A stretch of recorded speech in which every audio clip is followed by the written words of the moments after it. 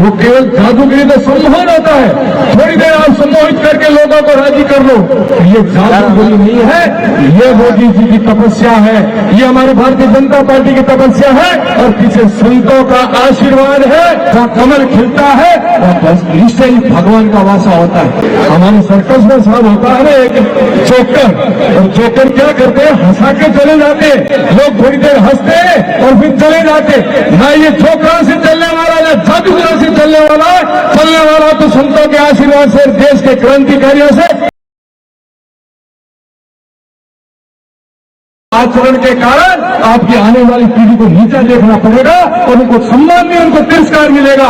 इसलिए ये युग हमारा युग है, ये मोदी जी का युग है, ये भारतीय जनता पार्टी का युग है। और जहाँ कमल खिलता है वह बस निश्चय ही भगवान का वासा होता है। अभी हमारे पहले कुछ बातें हुई है, मैं तो एक संत हूँ, इसलिए मंगल कामना और आशीर्वाद सबके लिए मंगल कामना करता हूँ, क्योंकि मेरे गुरु महाराज जी ने सिखाया सर्वे भवन्तु सुखिनः। परंतु जादूगिरी से काम नहीं होता है मित्रों, वो हकीकत में करके दिखाना पड़ता है।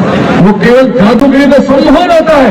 थोड़ी देर आप सम्मोहित करके लोगों को राजी कर लो, ये जादूगिरी नहीं है, ये मोदी जी की तपस्या है, ये हमारी भारतीय जनता पार्टी की तपस्या है और पीछे संतों का आशीर्वाद है।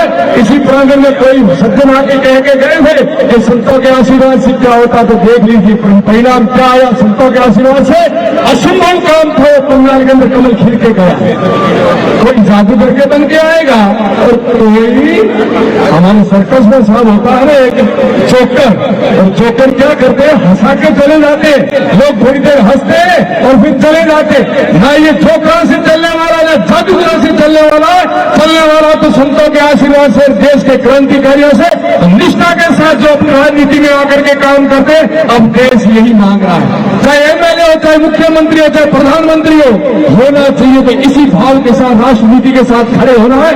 मैं आशा रखता हूं जो भीड़ की चुनौती देके गए थे, तो प्रधानमंत्री जी आएंगे तो लाखों नहीं कई लाखों पार भीड़ होगी। और हमारे लोक लाडले हमारे अपने मंत्री जी आए हैं, तभी हम हजारों की भीड़ कर सकते हैं। आपके कार्यकाल के अंदर आपने जब भी किया है, आप लोकसभा में जब भी गए, एक न एक हमारे लिए सौगात दी है। पहली लोकसभा में आप गए तब हम अंधेरे में रहते थे, हमारे लाइटें नहीं थी, तो आपने इतना सटीक तर्क दिया कि साहब मेरी लोकसभा के अंदर क्या स्थितियां हैं। माने प्रधानमंत्री जी ने आपकी बात को गंभीरता से लिया और हमारे क्षेत्र को विद्युत उससे जोड़ा। फिर भी कमियां रही, फिर भी राजनीति की लोगों ने, परंतु आप पीछे पड़े रहे। अब दोबारा सर्वे हो रहा है और अब विद्युत से वंचित कोई नहीं रहेगा। तो धन्यवाद देना चाहता हूं मुझे मुख्यमंत्री जी का कि हम सबका मान रखते हुए पोखरण विधानसभा के अंदर नियमों को ताक में रख करके आपने जीएसएस दिए, इसके लिए हम धन्यवाद देते हैं। आपने नियमों को त्याग में रख करके हॉस्पिटल दिए, इसके लिए मैं धन्यवाद देता हूं। परंतु परिशिविर के लिए तो आपने हम सबके लिए बहुत कुछ किया, इसके लिए मैं धन्यवाद देता हूं। फिर भी कोई विसंगति रह गई है तो हम लोग लगे हुए हैं। आप कार्यकर्ता हो, आप निष्ठा से इस मुख्य धारा से लगे रहे, भारतीय जनता पार्टी के साथ और राष्ट्र के साथ जुड़े रहना। हमारे छोटे मोटे काम और सपने साकार जरूर होंगे, तो हम मुख्य धारा से कभी विचलित नहीं होंगे। आप जैसे प्रतिनिधित्व मिला है, प्रधानमंत्री जी मिले हैं, मुख्यमंत्री जी मिले हैं, तो ये जादू और जोकरों का देश और प्रदेश नहीं है, ये है कार्यकर्ताओं का और राष्ट्रभक्तों का। इसलिए यहाँ वो होगा जो कभी कल्पना नहीं की है। दूसरी सौगात आपने हमारे को दी है, जब जल जीवन मिशन आया उस समय आपने, उन समय भी आपने एक तर्क रख करके माननीय प्रधानमंत्री जी को कहा कि देश के दूसरे प्रदेश में आप 20,000 से घर कनेक्शन करवा सकते हो, परंतु मेरी लोकसभा के अंदर 20,000 से नहीं होगा। बिखरा हुआ है, पानी नहीं है, रेत है। तो मैं आपको धन्यवाद और आशीर्वाद देता हूं कि लड़ करके प्रत्येक इलेक्शन के 1 लाख से 2 लाख रुपए लाए, हजारों करोड़ों रुपए आप लाए।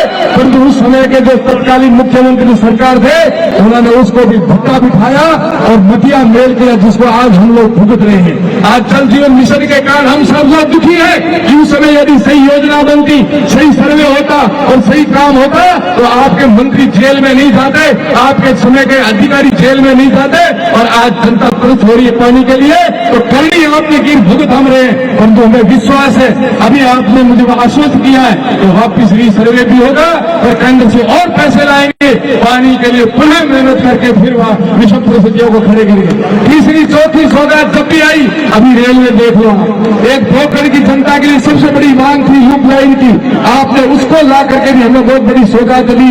चौथी अभी आज आए हैं तो खाली हाथ नहीं आए हैं, आप आए तो ग्रामीण क्षेत्र में भी रेलवे ठहराव कैसे हो उसके लिए आपने जब भी आए हो हमारे लिए सौगात लेके आए हो। हम सब लोग आपको हृदय से साधुवाद देते हैं। सबसे बड़ी सौगात तो वो लाए कि बंगाल जो मुख्य धारा से कट करके बांग्लादेश बनने जा रहा था, विषम तप करके आपने माने कैलाश जी चौधरी साहब ने भारतीय जनता पार्टी के राजस्थान के बहुत सारे कद्दावर जनप्रतिनिधि वहां जाकर के ऐसा काम किया। आज उन विषम परिस्थितियों में सुना रही थी मुझे अभी संस्मरण के बाप जी वहां खाने के लिए चाहो और लंबे लंबे देंगे और कुछ नहीं है उसको पका करके दे, कैसे सोए कैसे खाए, क्या क्या आपने तब किया राष्ट्र और देश के लिए। इसलिए मैं आपको पुनः धन्यवाद और आशीर्वाद देती मेरी वाणी को भी हम देता हूं। हमारा उत्साह ठंडा नहीं होना चाहिए।